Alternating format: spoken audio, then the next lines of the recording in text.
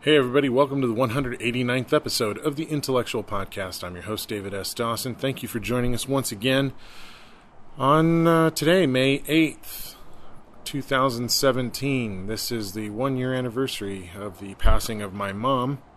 So I'd like to just take a moment and thank all of you who've shown so much support today already, and those of you who've shown so much support over the past year to me and my family. And really everybody associated with intellectual entertainment who was affected by my mom's passing. Your support, your kind words, your well wishes have all meant the world to all of us. And we thank you very much for that. Today's episode is with John Brooks. Whitney and I had a wonderful opportunity to sit down with John and talk about his many, many talents, including music and acting. And he's just an incredibly cool guy, and I think you're going to enjoy this episode. So, without any further delay, let's get into it. Here's the 189th episode of the Intellectual Podcast with John Brooks. Talk hard and enjoy the mindgasm. The Intellectual Podcast starts now. Personal contact nowadays, and they're being taught that. Yeah. You know, that's how I got my podcasts kind of really kicked off, because we were having trouble getting people interested in our 20-year high school reunion. And so I said, why don't you let me podcast with some people? Because everybody was saying, well, we know each other on Facebook, so why do we need to meet? Exactly. You know, why spend the money on going and meeting people? I was like, you don't know anybody just because you're friends on Facebook. You know what they put on Facebook. Yeah. So I started doing some podcasts, interviewed some people from class, and like the show became a huge hit. Cool. Through the summer. We did like 30 students over the course of the 3 months leading up to the reunion. And then we had like the largest reunion in San Diego that summer. People were interested. Because everybody was like, oh my God, I had no idea about this thing that happened to this person. Like your podcast made it all clear. I was like, yeah, talking to people is like important. Yep. It's funny also how some podcasts stick and others don't. You don't know what's going to work, you know? Yeah. A buddy of mine was doing a podcast on jazz. And yeah, the jazz guys watched it, but that was it. Right. Nobody was interested. Well, and I think it's one of those things too. It's like, what is your goal with your show? Like, how big are the numbers need to be for you to feel like it's worth doing? Right. You know? So even on our show, it's like some episodes, handful of listeners, other episodes, several thousand listeners, and I have no idea sometimes which show is going to do what. Yeah. Just happens, and there we go. But for me, the show's always just been about connecting with people and growing my knowledge of who is doing what here in San Diego. So for me, I'm always getting something out of it. Yeah. And then occasionally we get these exciting episodes. Like last week, we got to interview Ernie Hudson. I was like, wow. So, you know, it's fun, but yeah, I think a lot of people go into doing something like a podcast. They don't think it through. They don't know why they're doing it, what the goal is. They're like, oh, that sounds like a great idea. Yeah. They just kind of launch into it, and then they're disappointed by the numbers they're getting, or they don't know how to get them up, or, you know, they're too stubborn about what they're doing to change. And I don't know. You watch a lot of podcasts kind of come and go. Yeah. So, but we're 3.5 years in. Cool. Approaching 200 episodes, and I have no intention of stopping. 2 questions. One, I bought those lights that you have back there. These ones? Yeah, I like them. Yeah. Yeah. Yeah, I just got these. I got 4 of them. Yeah, they're really good lights. Yeah, we're building out our garage. Like a YouTube studio. Oh, So cool. we'll have YouTube like studio. Okay, cool. Multiple little sets for different shows. It's funny because I'm thinking of buying a building, just thinking, for a green screen studio. Because there's not one down here, and there's a lot of indie people, I think. I haven't done the due diligence that would. You from North County? North side, I live down in Bankers Hill area. Bankers Hill. But yeah, up here would be great because it's sort of like in between Orange County and stuff like that. Yeah. Yeah, John has an awesome house in Bankers Hill. We shot a scary movie there. Yeah. You seen any footage on that? No, I've only seen the stills. Yeah. And the other question I was going to say was, I forgot. Totally forgot. Blanking out is part of the process. I'm old. It gets there. You don't look that old. Yeah. You can't be that I'm old. 60, man. No way. Yes way. Oh God, I'll be lucky to look like that if I reach 60. The way things are in my family, that's like a roll of the dice. So do we need to test our mics? Everything's good. We're rolling. We've been talking. So the other question I remember now was, do you remember Access TV? Mm-hmm. You're in that era, or you just remember it? I remember it. Yeah. Yeah. So podcasts sort of replace that. People don't watch TV anymore, or is there not access stations anymore? I was just curious about that. I don't know that podcasts have replaced anything so much as they're just kind of like the evolution of where radio is going more than anything. YouTube may be replacing kind of access TV and all that local access stuff. Right. Just because the democratization of being able to distribute your own content through YouTube for free. Yeah. Like we've been struggling with that with the talk show for the podcast. Like we've been converting the podcast into a television talk show. We've shot 12 episodes. It's kind of we had a deal with KSDY Channel 50 here in town for it to go out, and one thing happened or another, and some things happened in the administration there, and we're still waiting on when they're going to start airing shows. But we shot all these shows like several months ago, so YouTube it is. Here they go. They're going out on YouTube. So time. The part of the thing with building our own little studio is, this experience working with KSDY. It's like, well, okay, let's just take full control of as much of the process as we can. And they seem to be like really on the slow track. Yeah. So, it is what it is. Anytime you're doing anything and you start handing off portions of the process to somebody else, you become at the mercy of somebody else's timeline and somebody else's problems. And so the beautiful thing about YouTube and podcasting is I can put shows out when I feel like it, and not ask anybody for permission. Just happens. I love it. Cool. So why don't you tell us a little bit about yourself? Like, what are your passions? What is it that fires you up and moves you along? That's a loaded question. Yeah, well, you said earlier you like to do a lot of things, right? So that's my motto. Life is too short to do one thing, and I didn't realize that was the direction I was going with my whole life. But it's true. I mean, I remember when I was a kid, I was always curious and watching people and trying to understand why they do sort of scientific. I remember I used to there was a hill next to our house, and I used to go there and explore and find caterpillars and lizards and snakes and stuff like that and wonder about them, and I used to catch caterpillars or butterflies, put them in a jar, to study them. Mm-hmm. And then they would die, and that just destroyed me. Because I had no concept of death, things like that. So I had to stop catching them because them dying on me all the time really bugged me. Right. But then my other friends were like, pun intended. Some of my other friends had no respect for life at all. Just like they'd kill it if they see it, just throw a basketball at it. I remember there was a lizard crossing.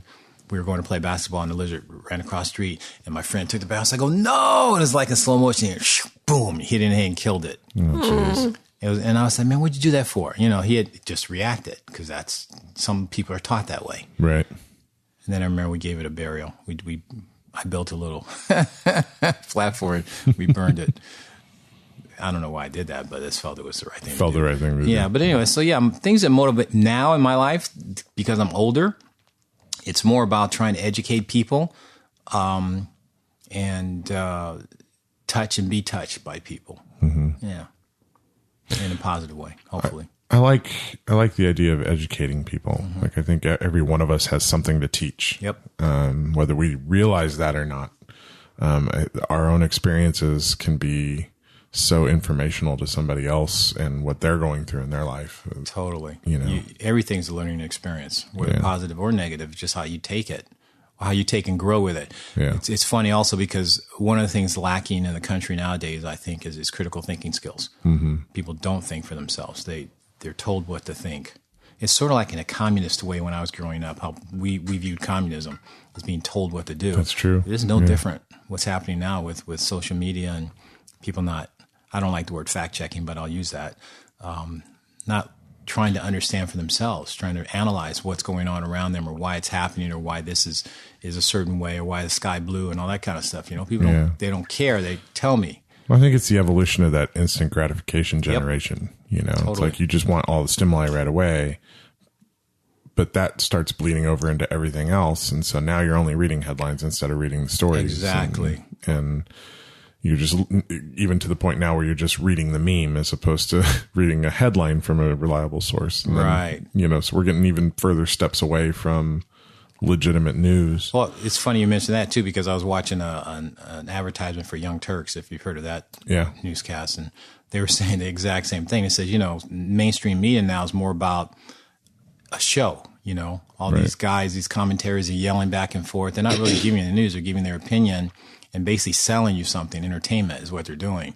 Not really reporting on things that are really important, that should be really important to you or to your community or your nation. Yeah. Well, and that's how they get out of doing actual journalism. Is they're not a news network. They're an entertainment network. Yeah, the infotainment stuff. Infotainment. Can't get sued for bad journalism then. Exactly. Well, I think that's the problem with 24-hour news cycles is, you know, as much as there's a lot of stuff happening, it's not all newsworthy necessarily, you know? And so what do you do with, if there's only truly an hour's worth of actual news in a day, because you can only say the same thing twice and then you got to find some other way to say it to keep viewers watching, you know, then it all turns into the opinion section. Right. You know, because that's where you can say whatever you want and offend people, and that drives ratings. And that's Totally. Unfortunate. It's all about advertising and how many people you can get in to get viewership, to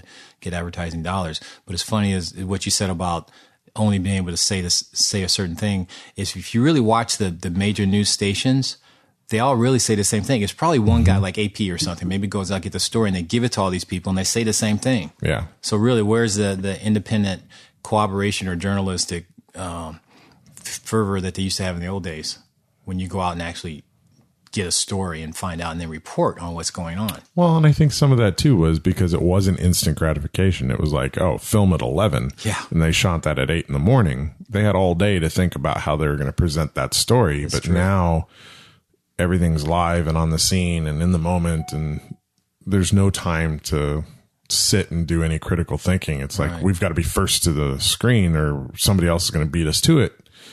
And that kind of removes that buffer zone in the middle there where you can stop and think about what it is you're saying. Right. You know, there's all the people who always tell you, you know, think before you speak. Right. You know, and we've kind of removed that from news, which is hugely unfortunate. Totally. That's why I like Sunday morning.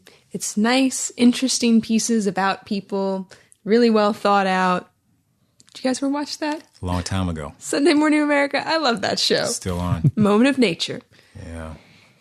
CNN used to do this thing, speaking of instant gratification. I don't know if they're still doing it, but back when camera phones started coming out, they did this thing called iCNN. Do you remember that? Yeah, I remember that. Yeah, trying to get you to go out and report. Citizen journalism. Exactly. Yeah. And it totally took a different turn where people they bypass CNN because CNN, well, we're a real news source. You know, give it to us. We'll put it on. You'll be famous. And it says, John Brooks, iCNN reporting. You know, you kind of feel important that way. And now people are just taking their phones out and anything they see, some good, most of it bad, they'll just film it without engaging in it, like someone getting beat up or something. Let me get a film of this so I can put it up, and how many viewers will watch me, and I'll get all these hits and stuff like that. Instead of trying to help this guy or girl from getting beat up, you're just going to film it. Yeah. That drives me crazy. Because everybody wants to be able to sell their footage to someone. You know. That drives me crazy. Well, and what's fascinating is they've done studies on this. With that camera there, it does remove you from what's going on psychologically, and so people don't even think to act necessarily because they're seeing it through a camera. Yeah. They're not experiencing it as they would if they were experiencing it. That's so sad. So they talk about how the brain chemistry is different and your empathy gets shut down whenever it's just that little focal length distance. Yeah. Wow. It's amazing. You know, that gets into like just human experience, you know, like you can enjoy listening to music on the radio in your car and it's one type of experience, but then you move inside and you play an album on your stereo, say a CD, that's one kind of experience. You put a needle to a record, a whole different kind of experience. Yeah. Then you actually go watch the musician play live and it's stratospherically different experience. You know, true. but there's so many levels of experience. It doesn't matter that you're there. If you're looking at it through a screen, you're still looking at what's happening in front of you through that interpretation of what the camera lens is seeing. And the world is smaller through a camera lens than it is through your eyes. True. But let me just take what you said, Whitney, one step further, because so before camera phones got really popular, I was in Australia visiting a friend, and she picked me up from the airport, and in front of us, a semi-tractor trailer crashed. I mean, I was looking at her, so I didn't actually see the crash, but I turned around and I saw him flip over, and he hit he fell asleep. What happened? The driver fell asleep. He hit a parked little Toyota truck. That truck wrapped itself around a tree. The guy was trapped in there, and then the semi-truck rolled over and crashed.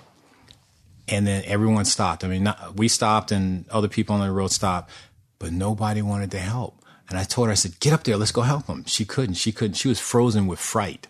I got out of the car, ran up there, I ran up to the first truck to see if that guy was all right. I mean, he was literally, the tree was just wrapped. I mean, the truck was wrapped around the tree, just sandwiched, scissored. And he's yelling, hey, get me out of here, da-da-da. So he was kind of okay. So I ran to the next guy, right? Because that truck was starting to smolder and catch on fire. So I went up there, and it caught fire, right? And so I'm trying to figure a way to get into this truck, which is on its side now, but the cabin was all smashed and everything. Then the guy, I hear him says, help me, you know? And I had no way, it was on fire, and there was no way for me to get into there to pull him out because it was so smashed up I couldn't even pull him out. I still feel bad about that I couldn't help this guy. Everyone else is just standing there. No one's got fire extinguishers in their car, nothing. And then this one guy finally comes and goes, oh, get away from there. It's too dangerous. I'm like, what the hell? This guy's going to die. You're going to try to help him? Right? It's not my country, but still, it was wrong. So I told the guy, I said, I can't get to you.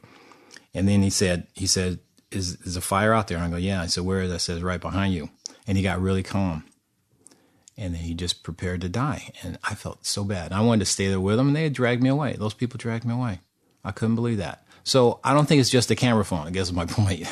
Some people just have a real fear of helping, stepping in and taking a chance because they think, oh, something might happen to me. But yet, if that was you, you want someone to help you. So. Something about a self-preservation mechanism, right?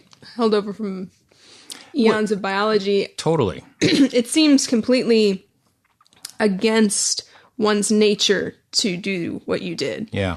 And I think people who have that, who can do that, are great first responders. You think of people who are EMTs or firefighters, they have to have that impulse to even go into that field. But we're social beings, right? Yeah. And we've evolved way beyond what you just said about, self-preservation, which is true. Every species has it. Every individual should have it. But as a social species, and then you can look at other social species, chimpanzees, even some insects. I mean, the preservation, I'll steal a Star Trek term. The needs of the many outweigh the needs of the few or the one, right? Mm-hmm. So, but if you can help that one to be part of the many, you should try to do it. If you can't, then there was no way for me to get in that truck. So at that point, my self-preservation kicked in. I can't get there safely. But if I could have, if there was a small chance that I could have climbed up the backside of that truck, got through the window and pulled him out, I would have done it. Right. But I couldn't. So, and then later the police, it was about a week later, they wanted to get my statement. So, I told them everything. And then they told me, says there was no way you could have got him out because his leg was actually impaled. So I couldn't have pulled him out anyway. It made me feel a little better, but still at the time. Yeah. Yeah. That's still brutal. Yeah. Very brutal. Well, there's a part of it too, where you probably didn't want him to face those final moments alone. Exactly. Too. Yeah. Who wants to do that? It's not me. I mean, it happens, but anyway, so the point is, I think humans need to discover what humanity really means sometimes. And I I think we're more, this instant gratification you're talking about, we're more about me. How can I feel good in the moment? And then, all right, that moment's gone. Now I need another moment to feel good in. And I think that's the problem when we could feel good among ourselves. There's sort of an instant gratification from helping other people that I've discovered, right? If I can help you do something that's very important to you, it also will bring joy to me, not just you. And hopefully that the act of helping you sticks with you. It's like, John, help me. I'm going to help someone else. You've seen a couple of videos like that people do, like someone drops something and then they help them. And it really does. It passes on like that. If that's part of your being, if you're trained to do or taught. It's the idea of paying it forward. Yeah, paying it forward, so to speak. Instead of me. The more you hold on to stuff, that old saying, the more it's going to slip through your fingers. Because it will. You can't hold on to youth. You can't hold on to your house. You're going to die eventually. So why are you trying to hold on to these tangible items? I think, we crossed a threshold as a species recently where more people live in cities now as opposed to living, kind of in the wide open spaces of the rest of the world. And so you would think, well, everybody's together. And so that's going to create more of a communal attitude. But what I think's happening is as our lives become easier, food is given to us. And even to an extent now, you can have it delivered. You can have your groceries delivered. You don't even have to go to the damn grocery store to pick up your food. You can have your meals sent to you daily, right? We're removing the interaction that we had with the people around us, not just the world around us. Not just the people, the environment around us. Talk to a child about where food comes from. Yeah, they have no concept. Supermarket. We're so confined that we're losing that humanity because humanity is now, just your immediate circle. And so there's 4 people that live in this house. That is my life. That's the humanity that I have. It's just about the 4 of us. I don't know what's going on with my neighbors. I remember when I was a kid, you would mow the lawn. Yeah. Right. Yeah. And everybody would be out mowing the lawn on Saturday and everybody like, hey, Bob, hey, Jones, Tim, what's going on? Mr. Johnson, it's nice to see you. Like whatever. And you're doing your thing. Kids are playing, whatever. Saturday's here. The street's empty. Nobody's outside. Nobody's doing the lawn because we all have gardeners who take care of the lawn, It's true. And we barely speak to each other. Yeah. Unless there's a crisis. And if somebody's walking by the front yard, walking their dogs, and they say hello to me, everybody's a little nervous, it's like a little awkward. It's like, why are they saying hello? Yeah. It's like, hi, I'm going to move on now, Yeah. And we've become so insular in our experience. I think it is getting increasingly difficult for people to have that kind of pay it forward view of life because they don't have anybody to pay it forward to on a regular basis. They don't think about it. And when it happens to them, they're surprised, but they always question it. It's like, why does this person do that? Trying to help me? And I've seen people refuse. Like, sometimes somebody will go through a drive-through and they'll like, here, I'm paying for the next one. Right. Right. Yeah. I've had that happen. And that person drives up and they're like, what? No, no, let me pay for it. I don't want to take that. And they refuse the nice move, My cousin Eric just popped in. Hi, Eric. Hi, cousin Eric. Hey. They all good? They're off? Yeah. Eric took Teresa and Brian down to the airport. So they're flying off to NAB today. Nice. I'll be driving up to catch up later. So I think from what you're saying, from what you said, I have a sort of theory on that too. I think society, the way it has gotten today, we were never meant to live in these large communities. We're social beings, but more small social groups. Going back to your family of 4 or something like that. But when you're in a city like this, you end up giving away your power. All right, I give away my power to grow food. I give away my power to mow my own lawn. You just take care of it for me, so I have more free leisure time, right? You give away your power of voting. Who's your elected officials? That's why there's so much corruption in the world, United States included, because you're giving away your power and your freedom to this person who now you think knows more than you do, and so now you feel a little bit smaller, and also so you don't question him or her on why they do certain things, or you let them get away with certain things. But I think as a species, again, this is so biological and also intellectual, we were never meant to live in such large groups. We're meant to live in small family groups 15, 20. Yeah. And if you go to some of I go to Nepal once a year because I have a project out there, and you see how these people live, and that part of humanity you just mentioned is still there. It's not lacking in those communities. It's still there. People still get up and do things together. They still help your neighbors. You have this barter system still, because they live in poverty basically, and they're happy by and large. I mean, they have their issues too, but not on our scale. I think with us, especially in the United States, there is no reason for anyone to starve to death in this country ever. Right. But yeah, you'll still have that. You see how people living in poverty, mental health, blah, blah, blah, all kind of other issues that arise from the society we've created. And people don't know how to deal with how do you help these people, right? Or how do I help? I can't help them. That person's crazy. Why this person, like you said, pay for my food? They're going to follow me home. Do they want something from me? All this stuff goes in your head because you have all this free time. This idle time. Idle hands. Yeah. Free time to just think all the negative stuff. All the negative stuff instead of putting that to positive use. So there's this guy created this program called the Venus Project, if you've ever heard of that. Because he said the problem with society today, and I actually agree with him by and large, is the monetary system. I know we're covering a lot of territories here. Sorry about that. But no, it's great. No. The monetary system is what we covet this thing that's not real. Money. And, all right, it's paper, so that part's real, but that's not even that anymore because now it's all electronic. If I was a great hacker, I could go in and make your bank account $0 or $2 million right now. Yep. Right? It's all fiction of your imagination. You're putting all this energy on something that's not real. I got to have this so I can have this other stuff. And the value of it is whatever you deem put the on value is. And because of the way it's all ones and zeros now, it's based on confidence. The value of it moves so quickly. what you have in the morning is not necessarily even what you have in the afternoon. And that translates into like the house you live in, If your neighbor decides to sell his house for $20,000, it devalues your house. Why? But it will. Yep. Or if it goes up the other way, hey, my house is worth more now. Why?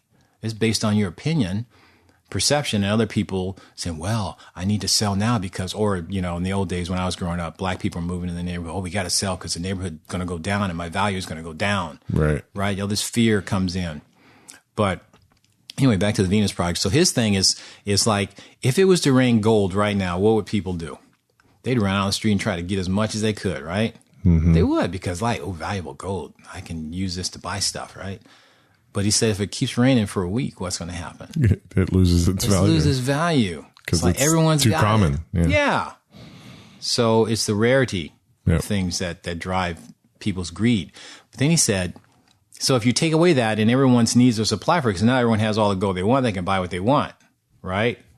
So that, and I'm not talking about communism here, but that takes away a whole layer of stress in your life, right? Because now if I want a Gucci purse, I can get it. If I want the best food organically, I can buy it. I don't have to, settle on McDonald's or MGO type food or whatever. I can get whatever I want. And he says there's going to come a point in time, because you have everything you need, you're either going to do one or two things.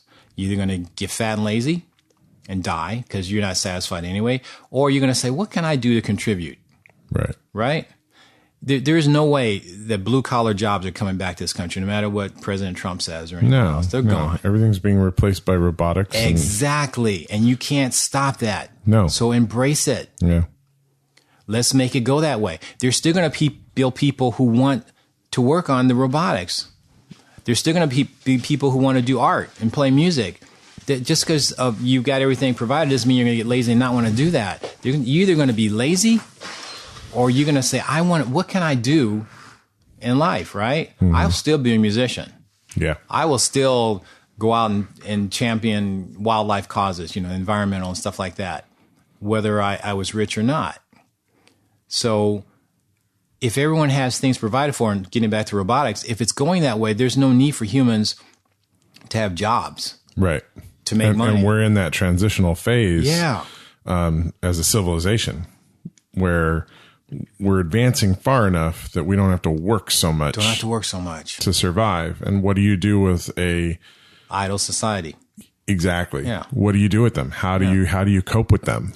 And I know some countries are toying around with a national basic income and saying, okay, here's what you need to survive. Now that that's provided, What are you going to do? Go create stuff. Yeah. Do things. And you know? will. Because I hope so. Because I think if we can become a society that thinks big and is given the freedom to just let our brains grow and do things, that would be amazing. However, adversity classically is what drives us to innovate. Right. And so if you remove adversity from the equation and you make things simple and it's just, hey, you have the freedom to go think of stuff. Are we going to go think of stuff as a civilization if we're not pressured to do so? Yeah, I think so. No pun intended. I'm very curious. I think it would, because again, let's talk about the art, right? So art is something that has permeated throughout the ages. It's never going to go away. People will still create art. But artists traditionally are a smaller portion of the overall whole. But everybody's creative. So, yes. And some people would argue with you on that. But the reason it's a small part of our whole is because we've been concentrating on survival. Right. Other countries invading you, you know. So will more people grow into, you know. And I'm not saying just art. Well, it's art, it's science, all that. It's all the things that. Creation in some form. Because Yeah. I think people, despite what you just said, I think people are creative entities and they need that outlet. It's what, it's what we work to achieve. That's why we covet movie stars so much, you know? Like, ooh, I want to meet, Angelina Jolie or whoever is famous, because you like their art. Right. What they've conveyed to you on screen or their music or whatever. And we want to be like them. How many people do you see copying, singers and stuff, singing just like them and whatever? And speaking of art and being an artist, can you talk a little bit about your artistic endeavors? Because you do a lot of stuff, man. So when I was a kid, a long time ago, music was part of growing up. Every family encouraged their kids in schools, encouraged their kids to take up an instrument. Actually, I think it was a requirement in school. So you either played piano, violin, drum, saxophone, whatever. Right. The band. Yeah. And some people stuck with it, other people didn't, but everyone had that foundation, right? Yeah. I did 8 years of the flute. There you go. Oh. And that stays with you. If you want to come back to it, the seeds are planted. That was bass clarinet. I know I can put my hand on the flute, and I know my fingers go where they're supposed to be. I just don't remember how to play the notes. Right. Your mind was fresh back then. You didn't have to think about it. Yeah. So, I got into music early on because my father played saxophone. There was a piano in the house, and I used to fool around with it, playing by ear, hearing songs, and try to work some stuff out. I never was great at it, but I as most kids, I had a great ear. And then sports, I loved. Football. I wrote this book called The Meaning of Life and Shit. And in there, I've got this one chapter that talks about how important football was to us as a kid. We see these stars on TV and we want to be like them. We'd go out in the street and play football on the weekends or weekdays or whatever until the sun went down. It was great. Yeah. Or acting. I remember when I was in the band back then, we had in junior high school, we'd have productions where the drama and the music people get together and we do a school production, right? And I remember we did Peter Pan and Music Man and some other things like that. And even though I knew my saxophone part, I was always looking on stage and I memorized all their lines too because I wanted to be up there. I wanted to be on stage. It was great. So, yeah. And you've gotten to be on stage, right? What are some of the productions you've been in? So, in the 80s, actually when I was in college, so I had this dream, I said, there's 5 things I want to do before I die. And one of them was be in a movie, right? So just like in the movies, I was like on campus one day in the cafeteria, and this guy comes to me and says, "Hey, do you want to be in a film?" And it was so weird. But that's exactly what happened. So they were filming this movie called Fast Walking, which James Woods was starring in, and it was in Montana, and it was a prison movie. So they needed black people, not because we're in prison a lot. That's a joke, we are, but not our fault. So they needed to have a prison that looked real. Couldn't just have all white cowboys in there, right? So he was trying to find as many black students on campus they can get as extras to be in this film. So I said, yeah, of course. So it was like a month-long filming. It made good money for a college kid. I got to know all the stars, and they all liked me and stuff like that. And that was my first film. And then I got a taste. I wanted to be in more. So when I moved to Chicago, I was in I was an extra. I was like a registered extra, and I was in the Jesse Owens story in Texas and Good Night, Sweet Wife in Chicago and some other things. And I had speaking lines, little small ones. But then recently, I've always wanted to be on stage too. Not always, but it's a different experience. So I work with Moxie Theater, and I worked behind the scenes with them on some productions as an assistant stage manager because I wanted to know what it took to actually make a theatrical production. It's a lot. I couldn't believe everything that goes on to it. So then, of course, in my mind, one day I'd like to have a small part, just a small one, not, too big, because you have to memorize those lines. It's not like you can take it over. You have to memorize all that stuff. So they called me one day, hey, we really need this guy to play this part. You interested? And I go, yeah, of course. How many lines, So I did it. It was scary, from the first read with all the other actors who were professional actors. And then to the first, opening night, I was freaked out. But it was a lot of fun. Yeah, so. I think that sensation of being freaked out, I think doing things that scare you are important. It's so important. I think it's how we grow. It's how we find ourselves pushing those limits and expanding our level of experience in life. And I think a lot of people don't take risks. I think they don't want to feel scared. It gets back to a lot of things we were talking about at the very beginning. Mm-hmm. People have such an aversion to pain. Yeah. Of any type. Yeah, true. That self-preservation kicks in and they just don't want to do it. But doing controlled experiments where you control the fear, you're not going to die from doing a play. Exactly. But damn it, you're going to step up. Some people would beg to differ. But damn it, you're going to step up and face that fear. I think facing those fears is important. I think it would be great if more people took those little risks because it allows you to feel more comfortable when the big ones come along. When I was in high school, there was this saying, I didn't make it up, but someone said it and I never forgot. It says, nothing beats a try but a fail. So you got to try. Yeah. Or, how do you're not taking a risk. Yeah. And then, so I play jazz music now and I'm not that good. And there's some really good jazz musicians here. And I'm always fearful to get up there and play with them, not because they're going to show me up, because I don't want to make their experience any less than what I know it could be. Like, no, come on up, man, play. And they encourage me, and I'm scared, But once I do it, once I mess you relax up, and settle in, and realize that they're not going to jump down your throat. Yeah, they're totally cool. They encourage you. They want you. Because it's all about sharing the art. But if I do mess up, and I do, it sticks with me. And this is sort of from my football days too. Come on, Brooks, you can do better than that. That makes me want to go home and practice more. Right. It's because, like you were saying, the experience of behind the camera, in front of the camera, live, whatever, all these, or maybe it was you, one of these different experiences, they're all different depending on the circumstances. Mm-hmm. And you can stay in your house and practice all day long and know a song backward and forward until you get out there live and play it. Right. It's different. Yeah. It's not like the record. Because maybe this bass player is playing just a little bit different than you're used to hearing. Or there's no guitar player and there's a piano player or whatever. Or the drummer's got an offbeat and you're like, but that's not the way I learned. That's not the record. You have to be open to what they're giving you in the situation. Be in the moment. Yeah. Be in the moment. I do a little bit of singing, and I've jumped in with some bands on stage once in a while to sing alongside, and I'll know a song inside and out till I'm standing there with the band that's playing it, and their tempo's just a couple beats different, or they skip a little bit of the instrumentation, and I'm, wait, when do I come in now? Exactly. But that's that experience, and that's part of the fun, right? Yeah. Is figuring out how you make it all work with all these other people. Exactly.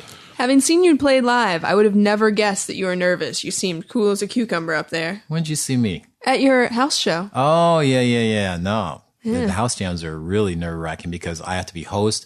I'm playing music, whatever. I'm wearing a lot of hats. Yeah. But it's funny because there was one house jam I had.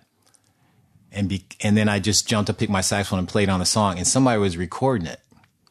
That was the best solo I ever took because I wasn't thinking about trying to be good. I just played. Well, that's the thing about wearing a lot of hats sometimes is you're doing so many things you don't have time to overthink it, right? Exactly. You just jump in and go. I do overthink because sometimes I'll be playing and go, oh, that was good. You should try to do it again.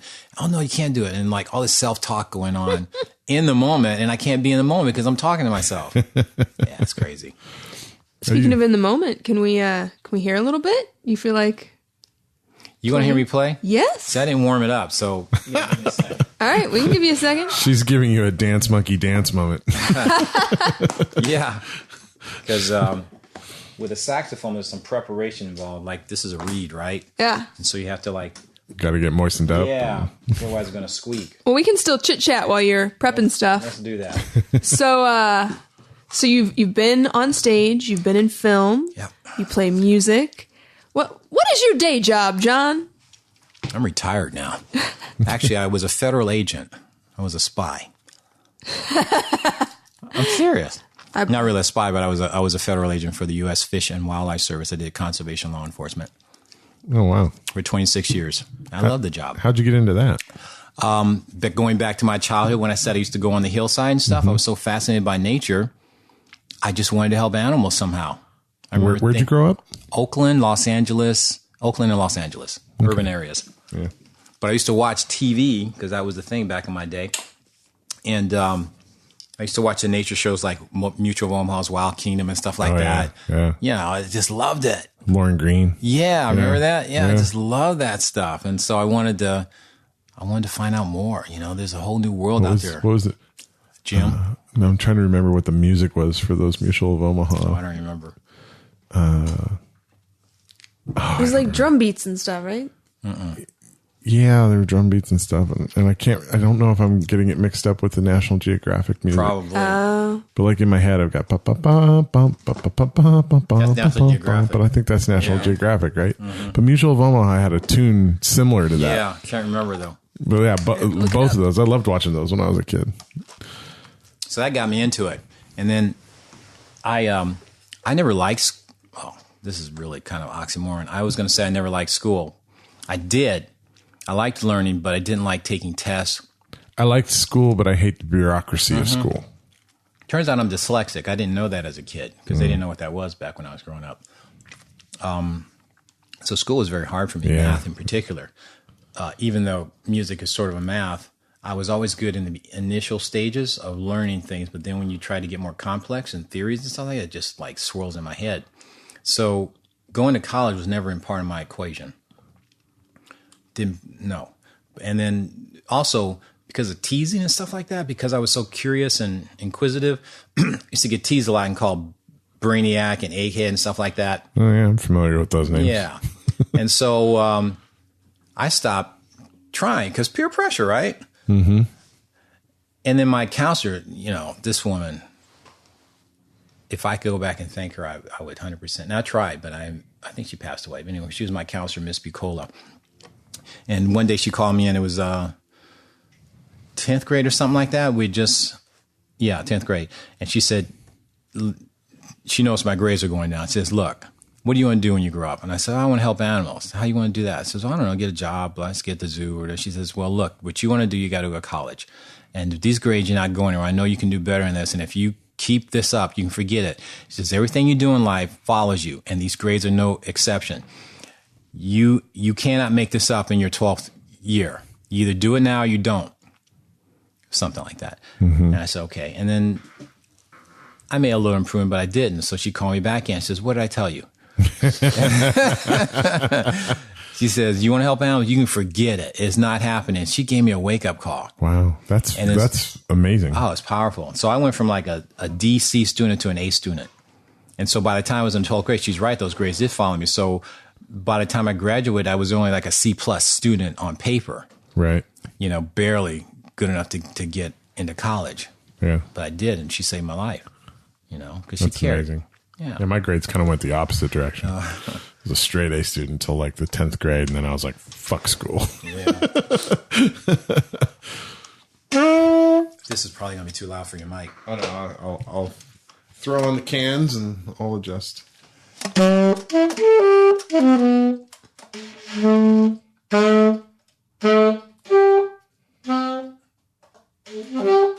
Stand up.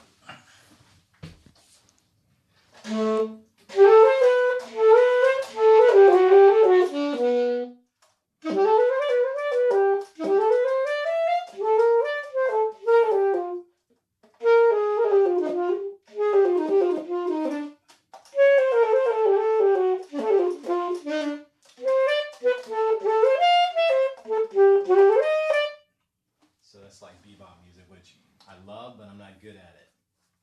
So I'm more a melodic player now. I'm listening to a lot of like Lester Young and Coleman Hawkins and people like that. Yeah.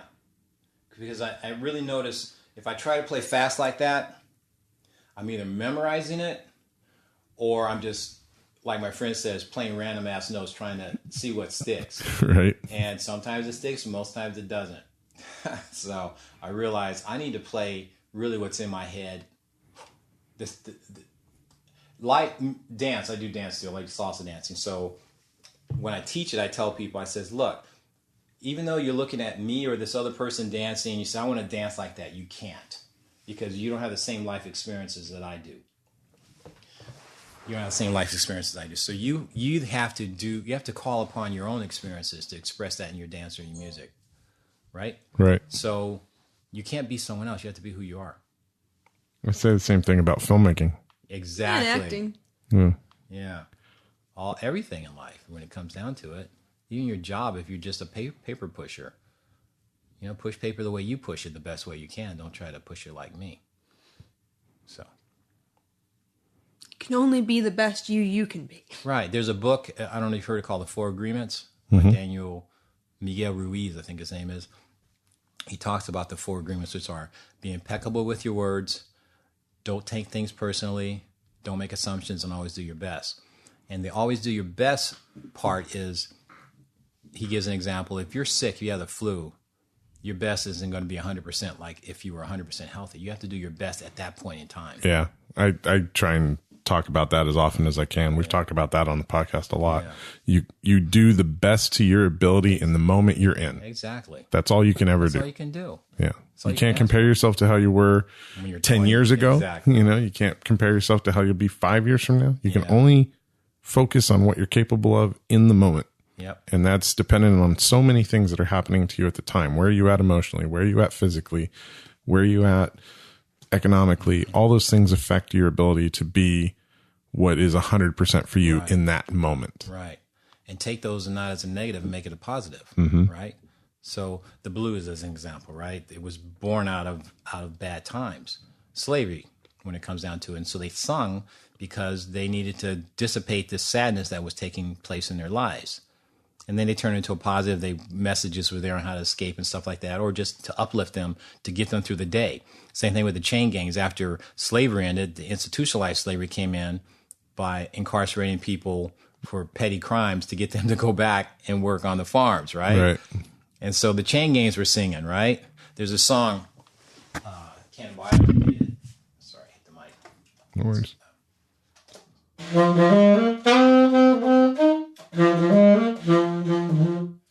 You recognize that? It's called Work Song.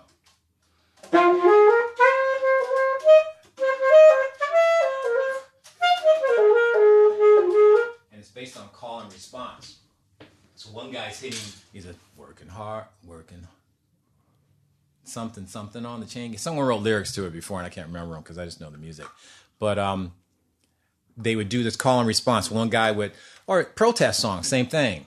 Right. What do we want? Equal rights. What do we want now? That's call and response. Right. So one guy's doing the call, and the other guys are doing the response. And it makes the day go quicker when you're singing, connected with the other people there who are in the same misery that you are or whatever. And it just, time flies. Right. Keeps your brain occupied on something other than what you're doing. And something happy. So. Yeah. Yeah. I don't know how I got on that subject, but anyway. Well, music, I think, just has an incredible power to help you through stuff. Very powerful. And I tell people all the time, like, you can kind of tell where I'm at based on which band I'm listening to at any given time. You know, if I'm listening to a lot of Pink Floyd, you know, you probably just should leave me alone because I'm really introspective right now and I don't want to talk. You know, I like that. But if I'm listening to the Beatles, you know, I'm probably approachable today.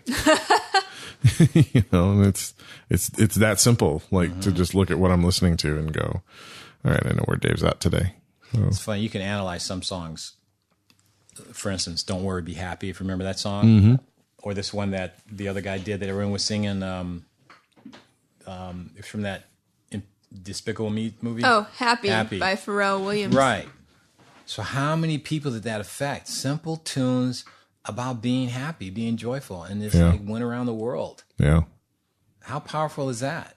Yeah, my nephews loved Happy. Loved it. So we were singing it here constantly, humming around, dancing in the house. One of the people that we interviewed for the podcast, Gracie, up in New York, she's a jazz singer. She took that song and did a very morose, sort of sad, jazzy version of it. Yeah, it was really cool. Yeah, it was intense. Yeah. But, something like that inspires other people, and, you get more art. You do. You totally do. I mean, it's one of those things, even though it's a morose, sad song, she, has so much joy performing it. Yeah. Yeah, and other people look, introspective, doing some critical thinking. Why is that? Why is she saying that? It's happy and I'm feeling, totally cool. Or how many people did their own version of that with the dance? Exactly. That went around the world. That's true. That touched a lot of people. Just imagine. Yeah. Anyway. Art has a great effect. I mean, you were telling me at one point, so amongst all the other things you do, John is a writer of children's books and things like that art. I'm sure that affected generations of kids. Yeah, it's funny because one of the books I wrote was called Balloons, Sea Creatures, and Me. And there's kids, they're adults now, that read that and they still remember it because it talked about letting balloons go and what effect that has on other animals and stuff like that. And they because kids are open to think until you're told them not to, right? This is learned behavior on how kids act nowadays. Right. When they're 7 and below, they're sponges. Yeah. Yeah. They want to know everything. Yeah, it's around 7, 8 years old when we start learning to put walls up. Exactly. Just collapsing in that it's like sponge, before that, you're compressing happy, it all. You wave at people. You don't mind touching people. It's all about, being human. Yeah. And then we just stop that. No, can't trust. No. Yeah. Like the sharing thing, Mine, or how kids will cry. When I'm in Nepal, in the mountains, they share everything. I remember I learned a lesson. I brought this girl a T-shirt, right? It said San Diego and stuff like that because I bring them gifts and stuff like that. And then she said, thank you, and she wore it. And then the next day, her mother had it on. And I said, what the hell are you doing with that? I didn't give that to you. I said that to myself, right? And then her father had it on the following day or afternoon or something. And I realized they don't have that concept of ownership like we do. Yeah. Where it's mine. Yeah. How many kids here, like if you give them a candy, they start crying because one kid has and the other kid doesn't, or they don't want to share or something like that. Right. But yet, supposedly, we're all taught about sharing when you're a kid. You need to share, da-da-da. And where does that escape us? At what point in time do we get away from that where it's like me, me, me? Right. This is learned behavior. Kids, it's not, I don't know. This is unscientific, so I'm taking this back. I think possession is a natural human emotion, but I think sharing for the group, the family, like we were talking about earlier, I think that overrides that. Mm-hmm. And some point in our history as capitalist kids in this country, we're taught, no, this is mine. I'm going to acquire this.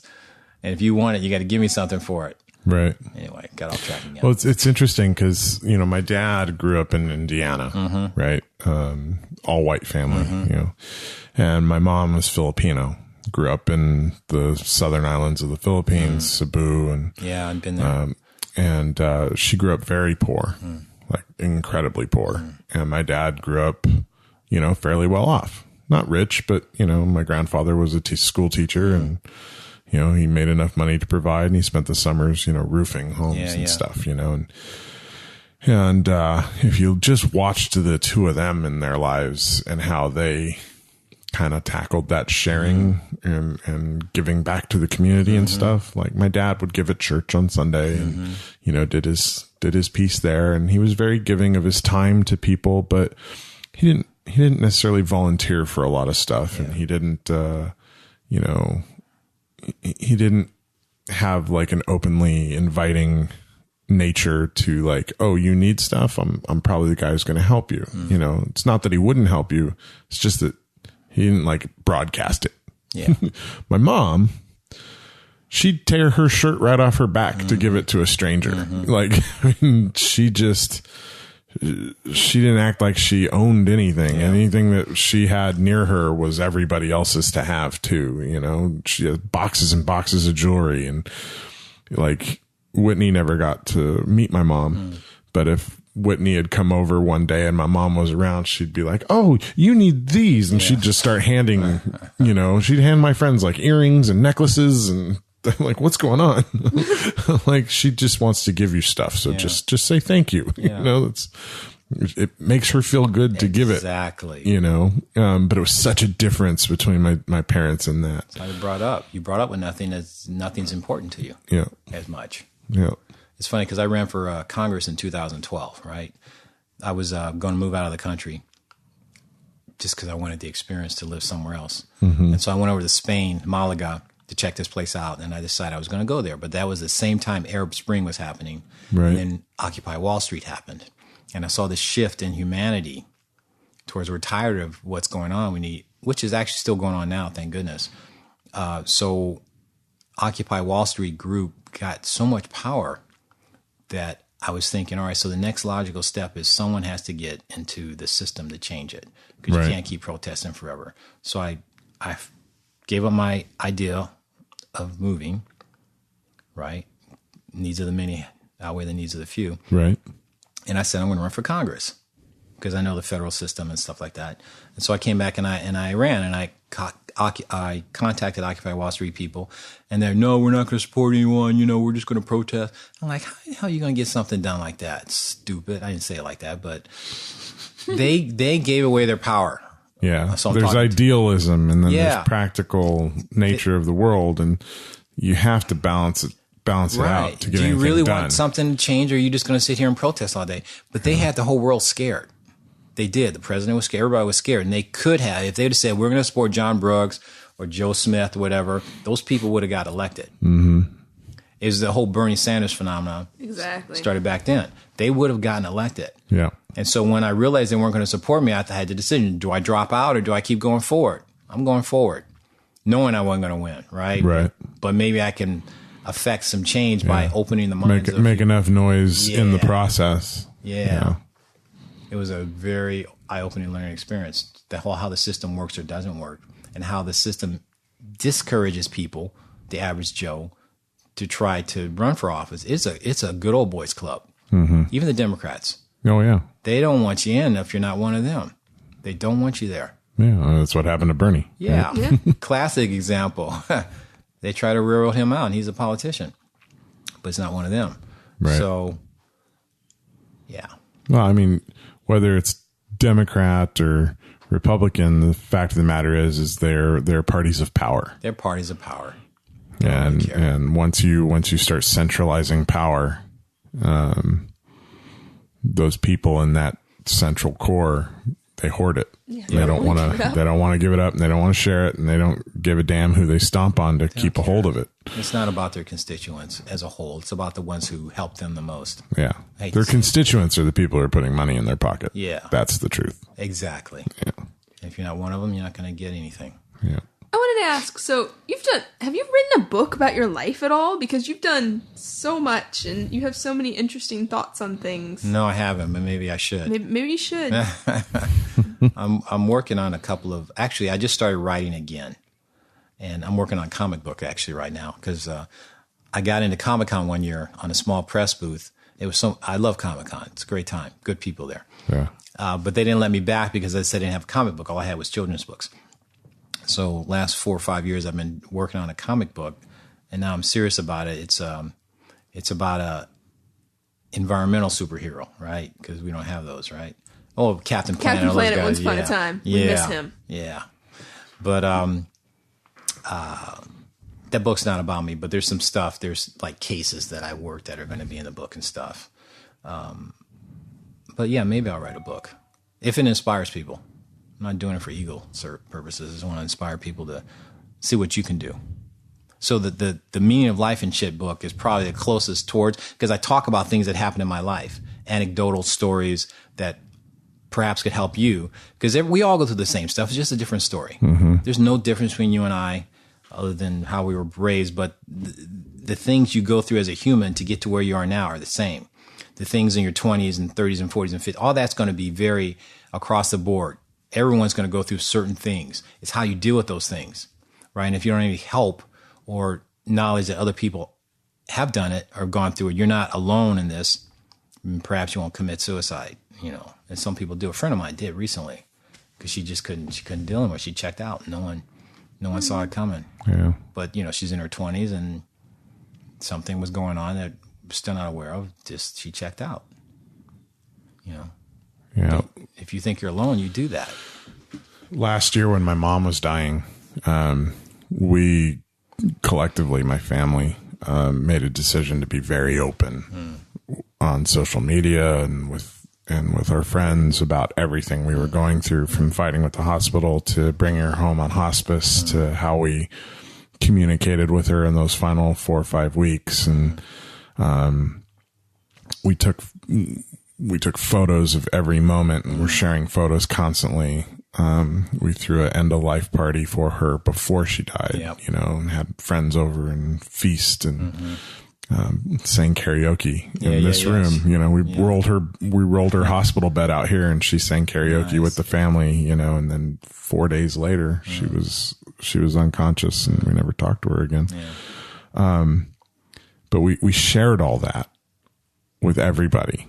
And, we kept wondering sometimes, like, are we being too open? Are we being, you know, is this morbid, like sharing this out there with people, like what we're going through and how we're feeling and how we're trying to cope? And, in the end, we were pretty insular through the process, but we were open on social media to let people see what was going on. And, in the few months following, I can't tell you how many people, who didn't comment while we were going through it or whatnot came up to me. They said, by the way, all that stuff you did with your mom online, you know, leading up to her passing, it meant the world to me to be on that journey with you and to be able to see what you guys were going through and how positively you handled it, and that it is possible to go through something like that without completely falling apart. And, you know, my mom's got cancer, or, you know, my best friend, you know, just discovered she's very ill and may not survive. And somehow what we did helped them, you know, and I love that just being us but being open about it was able to give some comfort to other people and kind of help them in their own journeys through, you know. So like, you got great stories, you should write the book. You know, never know who you're going to touch. It's going to be somebody's going to read it and be like, oh, yeah, that makes sense. When I graduated from high school and I was in the university, I actually went back to my school a couple of times for 2 reasons. One, to thank some of my teachers, to let them know that what they did was really important. I did that. It was amazing. Yeah, because they don't get any love whatsoever. And they are the most important profession in the world as far as I'm concerned, and should be the highest paid if we're still doing money. Well, they spend so much time influencing the generations to come, right? Totally. I mean, we spend more time with our teachers in a lot of ways than we do with our own parents. Yeah. Because we spend most of the time that we spend with our parents as children asleep. That's it. But the other part, what was I going to say about me having Alzheimer's? No. Creeps in slow. Yeah, but it does. It really does. But the other thing was to go back and just talk to the students that were still there, you know, let them know. Because I thought, you know, if I can just touch one person, because maybe there's somebody out there like I was that's just not trying because of peer pressure or whatever, or something at home. And no, give them that boost to just get through this. Yeah. One person's worth it. One person's worth saving. That person can make the difference in the world. Yeah. You know? Who knows? Yeah, it only takes one person to change the world. One person to start change. Yeah. That's it. Yeah. So I'll write the book. I'm glad we've convinced you. In the immediate future, what do you have planned? I guess I've got you signed on to our Fringe thing, so you have that project in the works. What other projects are you doing? Filmmaking is kind of like takes the top priority right now, and then music and filmmaking. But I moved to Budapest last year, Hungary, because I still wanted that experience of living overseas, and it was a great experience. And in order to live there, you know, either got to get married or you got to get a visa to let you stay a year. And so I went as a student, and so I went to film school because it's always been an interest of mine, and I got hooked on it. And so I'm still taking classes online. So I'm doing like a bunch of music videos now for rap artists and stuff, and I've got 3 small film projects planned on my own. Yeah, I'm buying a lot of new equipment. Yeah, the art. I'm telling you, art touches people, man. In so many different ways. Yeah, once you get the bite, like, you just got to keep at it. Yeah. You can't stop. But I'm still... I tried to stop. It was like 3 of the worst years of my life. Yeah. Certain things, you got to, like, as you go through life, there's certain things you have to cut out, new things you put in, because there's only so many hours in a day, right? Yeah. So I made the decision, well, I was going to say I cut out love, but that's not true. Relationships aren't that important to me. An individual relationship, because I have relationships with everyone, you too included, right? Right. So, but growing still as a person, to grow as much as I can throughout the whatever little life I have left is sort of important, and then touching others in a positive way, hopefully, but in negative ways are good too if they take it and run with it. Right. Like, yeah, John, he's an asshole. He talks too much, whatever. He thinks, because a lot of people think that if I start talking about myself or things I've done, when I'm doing it more in an information way, especially back in the dating days. Let's get on dating a little bit. So I used to go out with girls and, you take them out and I would tell them about myself because I want you to know what you're getting into. You make an informed decision on whether you like me or not. Right. And someone saying, man, you're really self-absorbed. Yeah. Yeah, I get that. Like, what the hell? You know what? And then I'm trying to get them to talk and they won't talk. Yeah. So I know that they weren't for me, but they were like, yeah, he sings to himself and he didn't talk. Like, wow, really? That's what you got out of that? It's cool. But, yeah, I want to do filmmaking. I want to take music as far as I can. I want to help some other guys on their projects. I would love to, like I said, open up a green screen studio or a jazz club, fun things. A jazz club sounds like a Yeah. great idea. There's a couple of green screen studios in town, but we need more jazz clubs. Okay. I think that's a great idea. Yeah, do both. Yeah. But, life's it's the journey. It's not the destination. Yeah. It has to be about the journey. Otherwise, what's the point? Yeah. The destination is death. Yeah. That is the only destination. Yeah, that's it. And it's all what you do with the time in between birth and death. Yeah. So you can either make that time interesting or you can just kind of casually ride the wave to the end. True. Because there's really no point to life other than dying. If you really think about it. Yeah. Your religious beliefs aside or whatever, death is really the ultimate goal. Mm-hmm. So what are you going to do in between that time? Yeah. You're going to be selfish and shit, or are you going to help others and shit? In my book. The Meaning of Life and Shit. Is that book available? Yeah, totally. It's on Amazon. Cool. It's a little short read, but yeah. And your children's books as well are on Amazon? I wrote, several actually. About 4 or 5 of them out there. Getting back to your other question, the reason I write children's books is because I want to touch kids, not really sway them one way or the other, just give them information so they can make informed decisions as they grow up, especially about environmental issues. Right. Because they don't get that. I mean, they're getting a little bit more now because people are green.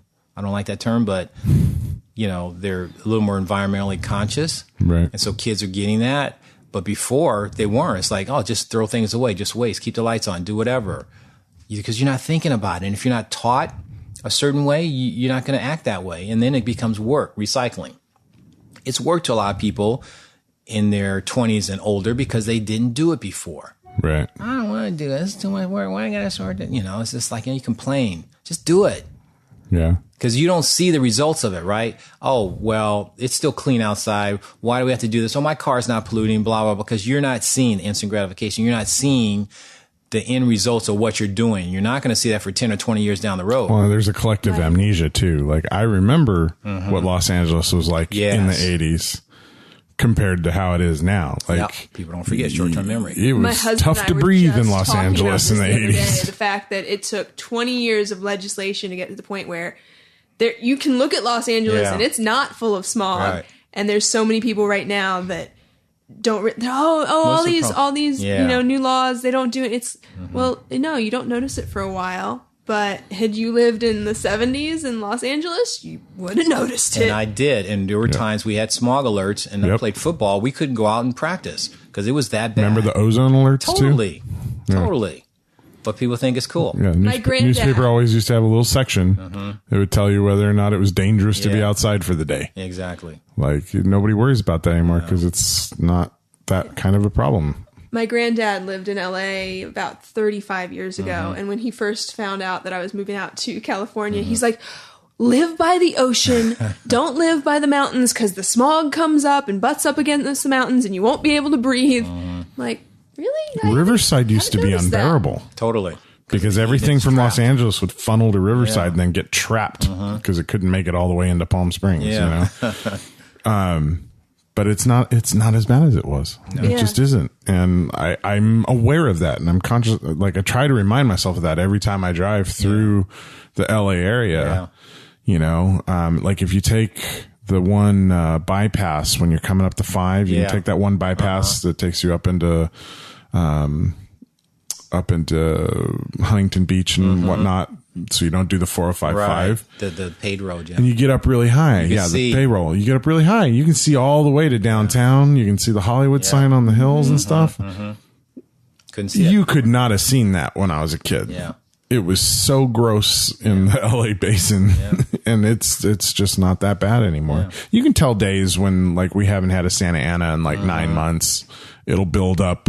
Totally remember when that wind would push it through and you see, oh, look, it's so clear. And you'd look out over the water and it was all brown on the horizon. There it comes. Like, oh, yeah. It's all pushed out. And we don't have things like the LA River actually catching on fire. Yeah. Like, it's a good sign. The water's not on fire. We've done some improvements. Yeah. It's funny. China's going through that now. It's terrible there. Terrible in Beijing. And because again, it's all about making money and growth in that way, but at the expense of your population. Yeah. My friend Melanie went to China a couple years ago. I was going to go, but my mom was sick and I stayed here. But she was just completely grossed out by how bad the air was. And, you know, everybody wore the paper masks and she had to wear the paper masks because she felt ill. Breathing the air. And that was not just in the city, but, you know, when she went to the wall and everything. Wow. Yeah, it went out across the countryside. The air everywhere is just thick. Wow. But yeah, hopefully, you know, they're taking a pretty positive lead in changing their environmental policies across the board. And they're such a big country in terms of people, population. The amount of pollution they can generate is unbelievable. So, you know, it'll be interesting watching them for the next 10, 15 years and see how fast they can turn it around, you know. And if they can turn it around and clean stuff up, that's definitive action that we can all point to and go, look what China just did. Exactly. You know, shame that they're the ones that have to take the lead. But, you know, if they're going to take the lead, you know, I hope that they pull it off because it would be a big message to the rest of the world. Big time. Yeah. Yeah. Because it's pretty nasty there right now. Everybody I know who's gone to visit just says it's out of control. It's out of control. Vietnam's getting that way too because they got a little money now. And first year I went down there, people were on, you know, scooters and rickshaws, and now everyone's got cars, and the money makes people do crazy things. It really does. Yeah. For the sake of money. Philippines were the same way when I was back there a couple of years ago. There was so much traffic. Yeah. And nobody pays any attention to traffic laws. They don't care. You know, but there's 1 million motorcycles on the street, 1 million vehicles, and all polluting. All of them just idling and sounding like crap. And you know, you could definitely feel it when you're in the cities. Thankfully, it's an island, so you know you get out of the cities and it clears up pretty quickly. But where's all that going? Well, you know, it's funny. It's just being shared with everybody else. I was going to quote Einstein: "Matter is neither created nor destroyed. It's going somewhere else.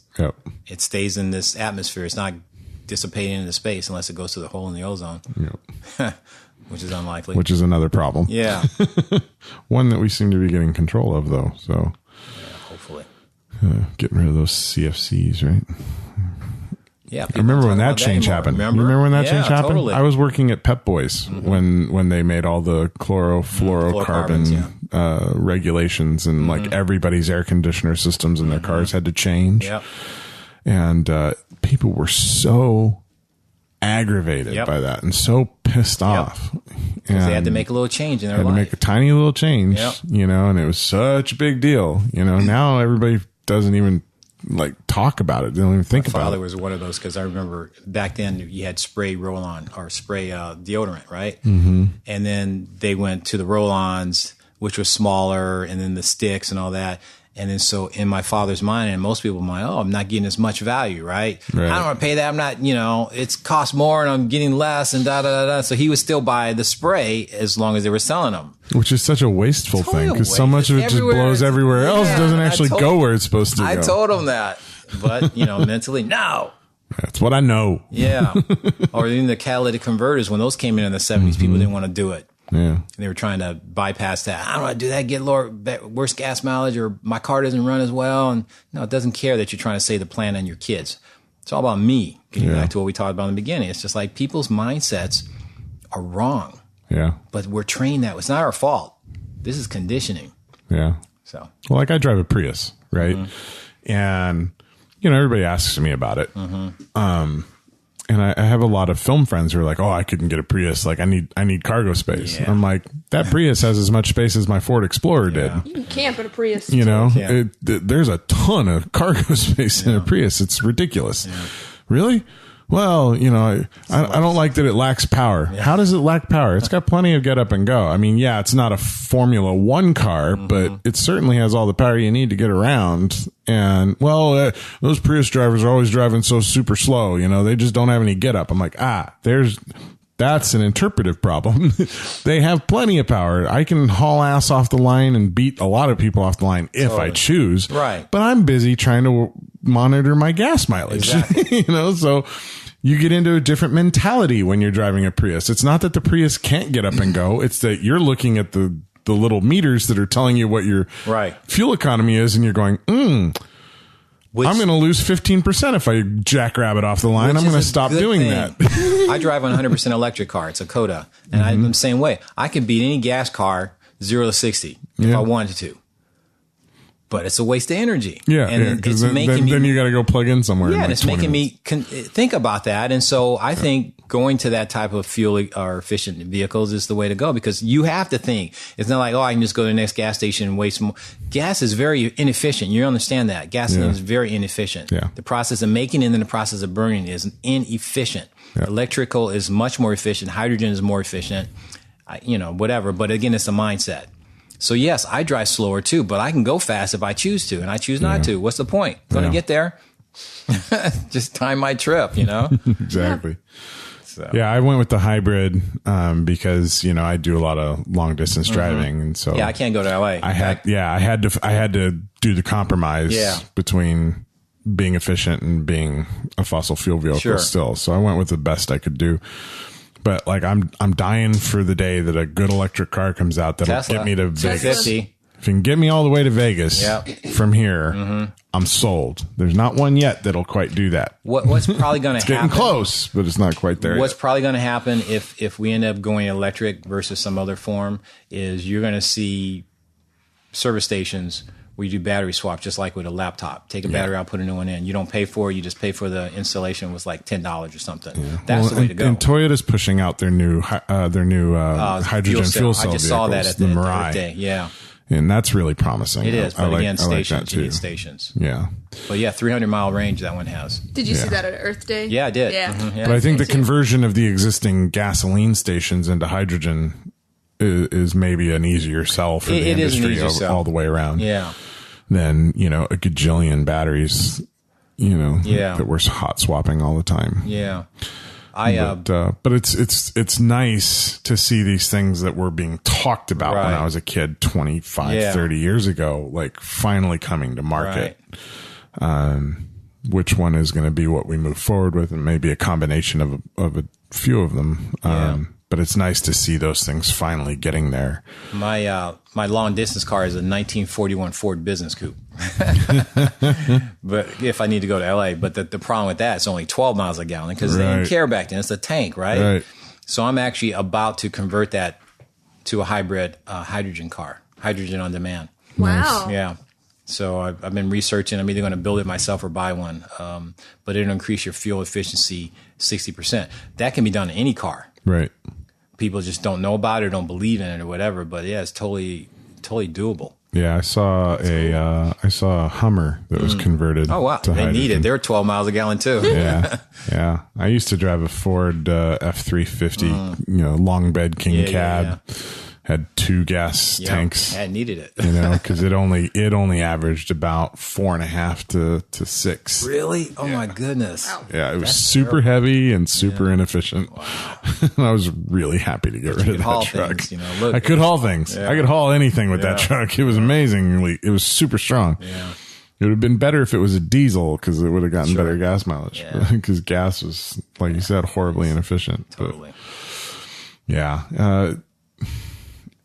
It's been interesting to watch the transition, to the quote unquote green economy. Yeah. It has to happen. I hope it keeps moving forward. It has to move forward, man, because we're, I know the current administration wants to slow it down.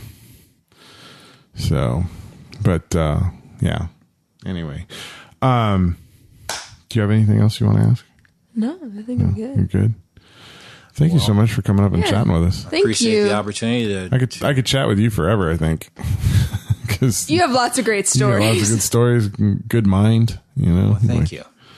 I like chatting, like sharing. Where can people check stuff out with you? Do you have a website? Probably, Facebook? I have a couple. Yeah, Facebook, John Brooks in San Diego. My picture's there, which you can't see, but you could check me out there. I have the Nepal Tiger Project, which is nepaltigers.org. My film company is Canis Lupus Productions. My book is 11th Hour Books. And I'm working on it. Actually, I took it down, but I'm putting it back up when I was running for Congress. It's called Meet John Brooks, to kind of give you an idea of who I am and what I do. And I was actually going to run again in 2018, only if Bernie's people supporting me, but they haven't gotten back to me, so I'm not going to do it. Can't do it. It's too much money, too much time to do by yourself. Yeah. But if I had his support and backing, I would totally do it again. Bernie's people called John Brooks. Right. So, but thanks for letting me. Bernie's people are all licking their wounds right now. So. Yeah. Well, thank you so much, John. It was great talking to you. We'll have to do it again. Was it honor? Yeah. We'll have you back on again. It's great sitting around just talking to you. Cool. Thanks, sir. Cheers. Thank you. Hello there, citizens. I am the terror that flaps in the night. I am the floaty that will not flush no matter how many times you try in the toilet bowl of crime. I am Darkwing Duck, telling you please, talk hard and enjoy the mindgasm. Whatever the heck that means. After all, you are watching Intellectual Podcast with your ears.